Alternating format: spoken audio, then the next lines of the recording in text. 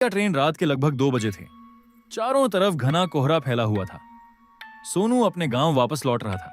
Station लगभग खाली था। दूर से एक पुरानी ट्रेन धीरे धीरे प्लेटफॉर्म पर आकर रुकी। अजीब बात यह थी कि ट्रेन में बहुत कम लोग थे।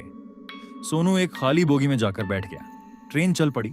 कुछ देर तक सब सामान्य लगा, लेकिन धीरे धीरे उसे महसूस हुआ कि पूरी बोगी में अजीब सी ठंड बढ़ रही है, जैसे कोई उसके बहुत पास बैठा हो। तभी टक टक टक किसी की छड़ी की आवाज सुनाई दी। सोनू ने ऊपर देखा।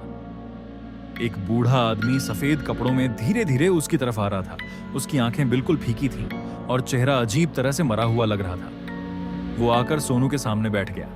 कुछ सेकंड तक दोनों के बीच खामोशी रही। फिर बूढ़ा आदमी धीरे से बोला, ये ट्रेन कहीं नहीं जाती।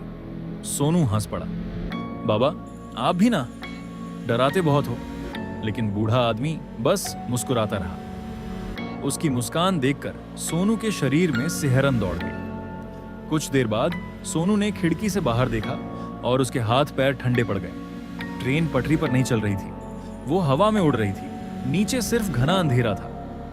अब पूरी बोगी में अजीब अजीब परछाइयां दिखाई देने लगी। कुछ लोग बिना आंखों के बैठे थे, कुछ के चेहरे जले हुए थे और सभी सोनू को घूर रहे थे। सोनू डर के मारे चिल्लाने लगा, मुझे नीचे उतारो। तभी ट्रेन अचानक रुक गई। दरवाजा अपने आप खुल गया। बाहर एक सुनसान स्टेशन था, जिस पर कोई नाम नहीं लिखा था, सिर्फ अंधेरा और ठंडी हवा। सोनू भागते हुए ट्रेन से नीचे उतर गया, लेकिन जैसे ही उसने पीछे मुड़कर देखा, पूरी ट्रेन गायब हो चुकी थी। सिर्फ पटरी पर धुआं उठ रहा था। अगली सुबह रेलवे ट्रैक के पास सोनू की लाश मिली और अखबार में खबर छपी। 20 साल पहले इसी ट्रेन का भयानक हादसा हुआ था। उसके बाद से ये ट्रेन हर साल एक नए यात्री को अपने साथ ले जाती है।